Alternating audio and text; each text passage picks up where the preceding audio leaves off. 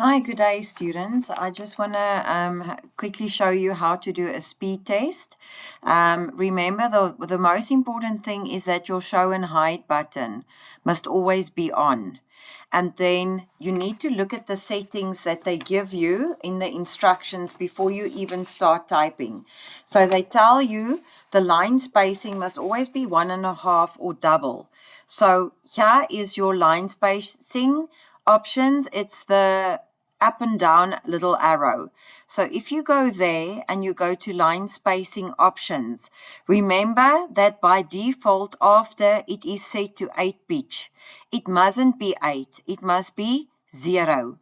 And then your line spacing must be double. I prefer double.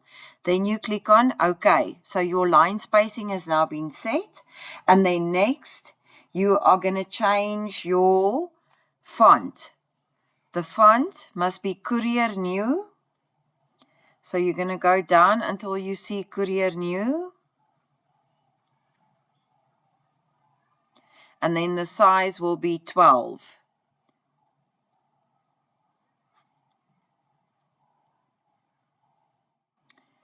Courier New size 12. Okay.